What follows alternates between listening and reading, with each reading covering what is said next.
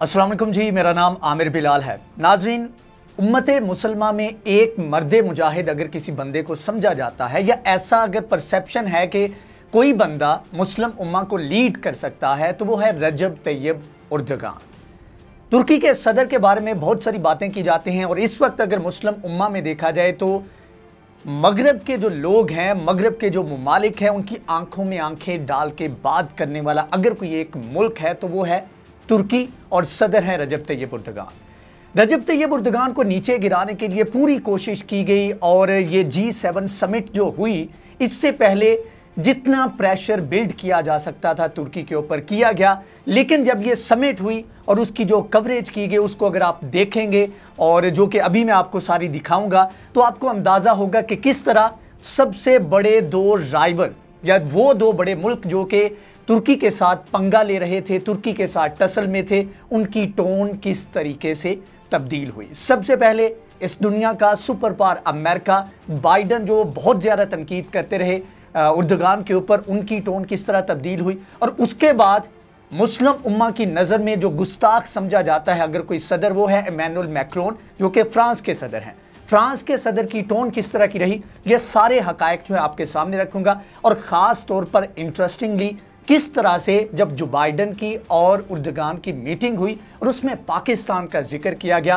ये पाकिस्तान का जिक्र क्यों किया गया, आगे चलकर इसके ऊपर मैं आपको डिटेल में बताता हूं।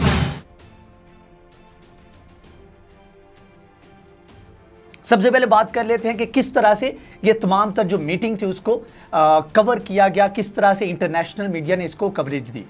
अल जजीरा कहता है जी, Turkey's Erdogan says held fruitful sincere talks with Biden. मतलब कि बड़ी फ्रूट आवर, समर आवर जो है वो बातचीत हमारी जो है वो आपस में हुई बाइडन की और उर्दगान की। साथ में ग्लोबल न्यूज़ फिर कहता है जी, Biden Turkey's Erdogan meet for first time in Brussels to discuss bilateral relation. मतलब कि फॉर द फर्स्ट टाइम जो है कि दोनों सदूर जो है आपस में मिले हैं और इन्होंने आपसी जो टेंशन थी उसको कम करने की कोशिश की है। मिडल ईस्ट जो है मॉनिटर है वो लिखता है, Turkish president meets US counterpart at NATO summit. इसके अलावा फिर अल मॉनिटर लिखता है, Erdogan meeting with Biden more spin than substance. इसके अलावा फिर आगे चल के रॉयटर लिखता है, Erdogan summit with Biden clouded with bitter disputes. इसके बाद डेली न्यूज़ ने लिखा, Turkey US agree to use direct channels of dialogue effectively. इसके बाद उर्दगान टू बाइडन, ये टीआरटी वर्ल्ड कहता है कि no problem impossible to solve in तुर्की यूएस रिलेशन। इसके अलावा इनसाइडर ने रिपोर्ट किया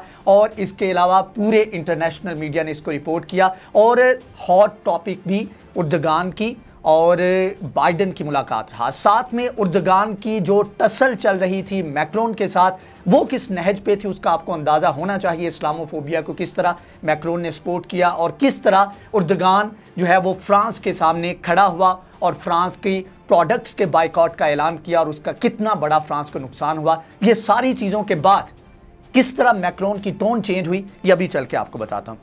अब इसके ऊपर ट्विटर के ऊपर देखा जाए तो एक एक्सपर्ट हैं, उन्होंने लिखा कि a friendly fist bump between Biden and Turkey's Erdogan at NATO summit does not equal policy. मतलब यह है कि यहाँ पर फ्रेंडली दिख रहे हैं लेकिन इनकी पॉलिसी उस तरह फ्रेंडली नहीं है। इसी तरह कार्ल बिल्डेट नामी एक बंदे ने कहा, the outcome of the NATO summit today will not present any surprises. मतलब कि जो आउटकम है वो ज़्यादा सरप्राइजिंग नहीं होगा क्योंकि सबको पता है कि क्या टसल चल रही है, उसकी रीज़न क्या है।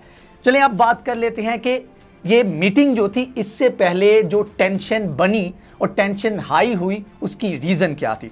सबसे पहले तो ये था कि जो बाइडन ने अपने ऑफिस में आके जो आर्मीनियन जेनोसाइड थी उसको रिकग्नाइज किया, जिसके ऊपर तुर्की ने बहुत इसका सख्त इसके ऊपर रद्देअमल दिया और ये टेंशन जो है बढ़ने की एक रीज़न थी। उससे पहले S-400 जो रशिया से तुर्की ले रहा है, ये बड़ी रीज़न थी कि अब तक अमेरिका और साथ में तुर्की के दरमियान जो है ये टेंशन जो है वो मज़ीद बिल्डअप हुई। साथ में सीरिया के अंदर जो कॉन्फ्लिक्ट चल रहा है वो भी एक रीज़न है। इसके अलावा जब ये तमाम तर इजराइल का और गज़ा का जो सारा मसला चला तो उसमें तुर्की और रशिया ने कहा था, अल जजीरा के मुताबिक, Israel must be taught a lesson Erdogan tells Putin.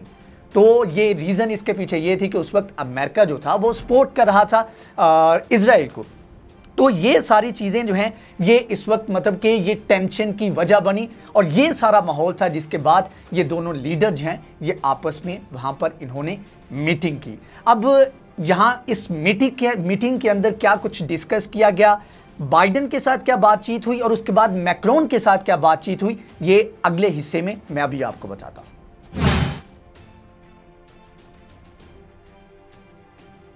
Biden की और अर्दोगान की जो मीटिंग हुई, इसमें बिजनेस रिकॉर्डर के मुताबिक Erdogan says he discuss Turkey's Russian missile with Biden, मतलब कि जो S-400 जो मिसाइल सिस्टम तुर्की खरीद चुका है, पहली इंस्टॉलमेंट उन्होंने अपनी इंस्टॉल कर ली हुई है यहाँ पर। उसके अलावा दूसरी डिप्लॉयमेंट जो है वो अभी इसी महीने के अंदर होनी है। तो इसके ऊपर उसने कहा कि इसके ऊपर हमने बातचीत की। इसके ऊपर उन्होंने कहा जी जो हमने डिस्कस किया वो ये था कि अंकारा ने जो परचेज किए हैं Russian S-400 missile defence system, ये इस वजह से किया क्योंकि हमारे जो आपसी ताल्लुकात थे वो F-35 जो प्रोग्राम था उसमें आपने हमें निकाला और जो पैट्रियोटिक सिस्टम है अमेरिका का उससे निकाला तुर्की को, तो उसके बाद हमारे पास ऑप्शन नहीं था, हम जो है S-400 की तरफ चले गए। इसके अलावा हुआ ये कि जब ये सारी मीटिंग होने जा रही थी तो तुर्की जो था, तुर्की का जो लीरा था जो कि पहले ही डिक्लाइन का शिकार था, उसमें एक बूम देखने को मिला, उसमें एक बूस्ट देखने को आया। लेकिन फिर ये हुआ और ये रिपोर्ट किया था ब्लूमबर्ग ने। अब वहां पर रॉयटर्स जो है मीटिंग के बाद कहता है कि Erdogan says Turkey can work with France and Syria and Libya, और इसके ऊपर उन्होंने कहा कि ये मैक्रोन के साथ मीटिंग जो थी इसका आउटकम जो है वो आने वाले वक्त में हमें पता लगेगा। अब हुआ ये कि जब ये मीटिंग हुई और लीरा जो है वो टॉप पे गया, और जब जो बाइडेन के साथ मीटिंग में जो बाइडेन ने कहा कि S-400 जो सिस्टम है उसको लेकर जो हमारा मौक़िफ़ है उसमें कोई तब्दीली नहीं आएगी, तो लीरा जो था वो फिर नीचे आ गया, डिक्लाइन का शिकार हो गया। अब दूसरी जानिब बात कर लेते हैं कि जो अहम सबसे बड़ा जो मुद्दा कह सकते हैं मुस्लिम उम्मा जिसको देख रही थी कि मैक्रोन के साथ मीटिंग में क्या होता है और मैक्रोन के साथ किस तरह डील किया जाता है, तो वो ये है कि रॉयटर्स के मुताबिक Erdogan says Turkey can work with France on Syria and Libya, मतलब यह है कि शाम और लीबिया का जो मामला है उसके ऊपर जो है वो बातचीत हो सकती है। अब इसी चीज़ को ये तो इस तरह रिपोर्ट किया गया। अब जब आप रॉयटर्स की ही एक और खबर देखते हैं तो उसमें कहा गया कि France Macron says he discussed Syria and Libya with Turkey's Erdogan, कि मतलब कि सीरिया और लीबिया का जो मामला है उसको हमने डिस्कस किया। अब इसको आगे चलकर अगर बात करें तो इसमें उन्होंने कहा कि हमारे जो मामलात हैं उनको हम आपसी ताल्लुकात को बेहतर बनाने के लिए और डिस्कशन के ज़रिए, निगोशिएशंस के लिए हल कर सकते हैं। तो इसमें जब आगे चले तो मैक्रोन ने कहा, उसने कहा जी मुझसे डिमांड की है अर्दोगान ने कि जो इंटरनेशनल मर्सनरीज हैं, जो वहाँ पर जो फोर्सेस हैं लीबिया के अंदर, उनको यहाँ से निकाल दिया जाए। और इसके ऊपर उन्होंने कहा जी हम जो है इसके ऊपर बातचीत करेंगे और कोशिश करेंगे कि अपने जो डिस्प्यूट हैं उनको हम जो है उनको रिजॉल्व कर सकें। उसके बाद TOI यानी कि टाइम ऑफ इंडिया के मुताबिक Macron wants to move forward with Turkey ties, मतलब कि ये सारा कुछ रिपोर्ट जो किया जा रहा है कि मतलब कि मैक्रोन ने ये कहा या मैक्रोन ये चाहता है कि तुर्की के साथ मामलात को मजीद बेहतर किया जाए, क्योंकि जितना मर्जी बात कर लें तुर्की को इग्नोर नहीं कर सकते। तुर्की जितना ज़्यादा नुकसान पहुंचा सकता है फ्रांस को, इसका आप अंदाज़ा भी नहीं कर सकते। फ्रांस जो है उसकी प्रेजेंस अफ्रीका के अंदर मौजूद है और उस वक्त वहाँ पर इकनॉमिकली अगर कोई चैलेंज कर रहा है तो वो तुर्की कर रहा है। और तुर्की की एक कॉल के ऊपर पूरी मुस्लिम उम्मा ने जिस तरह फ्रेंच प्रोडक्ट्स का बाइकआउट किया वो भी सबके सामने है, और इससे अर्दोगान की जो पार थी उसका अंदाज़ा मैक्रोन को हो चुका था। अब इसके अलावा अरब न्यूज़ ने लिखा थी Macron says Turkey's Erdogan wants foreign mercenaries out of Libya, जिस तरह कि मैंने आपको बताया कि वो जो बैरूनी फोर्सेस हैं उनको लीबिया से निकालना चाहते हैं, जिसके ऊपर मैक्रोन ने कहा कि बिल्कुल हम इसके ऊपर बातचीत करेंगे। उसके अलावा लीबिया के तमाम तर मामलात के ऊपर एक अखबार ने लिखा, उसने कहा जी Macron and Erdogan are united in their desire to end the Libyan conflict, मतलब कि लीबिया के अंदर जो मामलात हैं उनको एंड करने के लिए दोनों फरीक जो हैं राज़ी हैं। मतलब ये है कि ये दो बड़े इशू थे, दो बड़ी मीटिंग्स थी और दोनों में टोन आप चेक कर लें कि किस तरह से जब अर्दोगान ने मीटिंग की तो इसमें जो मैक्रोन थे जो पहले बड़ी बड़ी बड़के मारते आपको दिखाई दिए, वो किस तरह बिल्कुल नीचे आते और तुर्की के साथ मामलात को बेहतर बनाने की कोशिश करते नजर आए। बहरहाल इसके ऊपर मजीद पेशरफ्त होगी तो ज़्यादा चीज़ें खुलकर सामने आएंगी। अब आगे जाकर अगले हिस्से में हम बात कर लेते हैं कि अफ़गानिस्तान के मामले को लेकर पाकिस्तान का जिक्र जो है जो बाइडेन और अर्दोगान की मीटिंग में क्यों किया गया।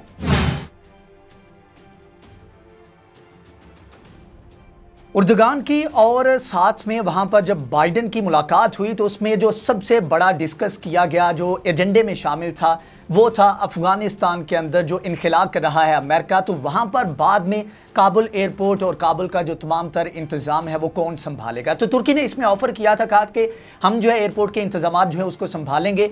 हाँ, इसमें यह है कि हमारी कुछ शराइत हैं। अब यहाँ पर जो समझने वाली बात है वो ये है कि तुर्की एक मुस्लिम मुल्क है, तालिबान के साथ इनकी अच्छी है, जो अफ़गान हुकूमत है उनके हाथ में ज़्यादा देर तक हुकूमत नहीं रहने वाली। तो यहाँ पर बड़ा स्मार्टली तुर्की प्ले कर रहा है, क्योंकि तुर्की को पता है कि वो यहाँ पर रह सकता है और अगर अमेरिका निकलता है तो उसके बाद उसकी प्रेजेंस इस खित्ते में मजीद मजबूत हो जाएगी। इसके पीछे क्या क्या रीज़न हो सकती है, इसका क्या क्या तुर्की फ़ायदा उठा सकता है, ये किसी और वीडियो में इंशाल्लाह हम इसको डिस्कस करेंगे। अब रिपब्लिक वर्ल्ड के मुताबिक Turkey seeks US support to maintain troops in Afghanistan.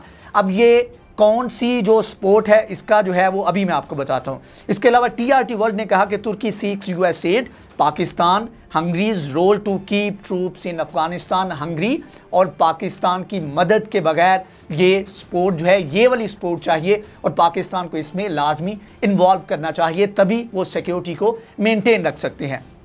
इसके अलावा जब आगे चलकर जब बातचीत हुई तो उसमें उर्दुगान ने कहा, उन्होंने कहा जी भाई हम वहाँ पर रहेंगे, आपके इंटरेस्ट का जो है वो तहफ़्फ़ुज़ भी करेंगे, सिक्योरिटी भी रखेंगे, लेकिन उसके लिए शर्त ये है कि हमें डिप्लोमेटिक, लॉजिस्टिक और फाइनेंशियल असिस्टेंट चाहिए। डिप्लोमेटिक सपोर्ट जो है वो अमेरिका से मिलेगी, लॉजिस्टिक सपोर्ट जो है वो पाकिस्तान से मिलेगी और फाइनेंशियल असिस्टेंट जो है वो भी अमेरिका से मिलेगी। साथ में उन्होंने कहा जी हमें जो है इसके लिए पाकिस्तान और हंगरी की मदद चाहिए ताकि हम यहाँ पर मामलात को बेहतर कर सकें। पाकिस्तान की मदद क्यों? क्योंकि पाकिस्तान के तालिबान के साथ बहुत अच्छे ताल्लुकात हैं और पाकिस्तान और तुर्की जब मिलकर चलेंगे, साथ में चाइना है, रशिया है, तो इनकी मुखालफत भी यहाँ पर नहीं मूल लेनी पड़ेगी। तो ये सबसे बेहतरीन ऑप्शन है अब अमेरिका के लिए अफ़गानिस्तान के अंदर रहते हुए अपने जो मफादात हैं उनका तहफ़्फ़ुज़ करना। अब जी ये तो सारी सूरत हाल थी जो कि उर्दुगान ने रखी। अब एक और आपको इंटरेस्टिंग एक डिस्क्लेमर दे दूं या ऐसे कह लें कि एक टीज़र आपको बता दूं कि जब ये G7 समिट हुई और उसका एक एलामिया जारी किया गया, मुश्तरका एलामिया, तो उसमें मुतालबा किया गया किससे?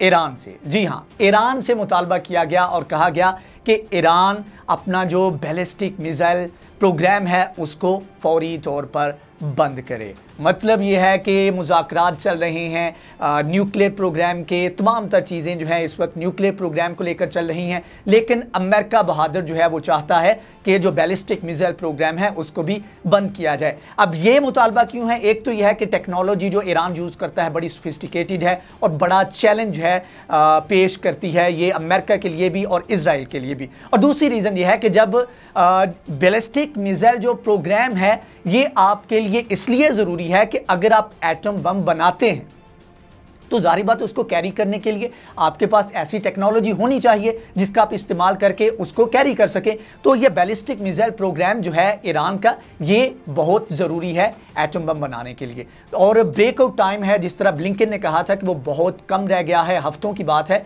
इन हफ्तों के अंदर जो है ईरान जो है वो एटम बम बना सकता है। तो इसी सिनेरियो में ये डिमांड की गई है कि अरब न्यूज़ ने ये रिपोर्ट किया है कि NATO summit statement we call on Iran to stop all ballistic missile activities, ताकि इनका जो एटम बम बनाने का ख्वाब है उसको ख़त्म किया जा सके या उसको रोका जा सके। बहरहाल इसके ऊपर डिटेल में बात करूंगा कि G7 समिट के अंदर ईरान के बारे में क्या कुछ डिस्कस किया गया, ईरान से क्या डिमांड्स की गई और ईरान नेक्स्ट क्या करने जा रहा है। अगली वीडियो में इंशाल्लाह इसके ऊपर डिटेल में बात करेंगे। बहरहाल आज की वीडियो से इतना ही। अगर ये वीडियो आपको पसंद आई है तो इसको लाइक करें, शेयर करें, हमारे चैनल को सब्सक्राइब करें। नेक्स्ट वीडियो में हाजिर होंगे, तब तक के लिए अल्लाह हाफिज़।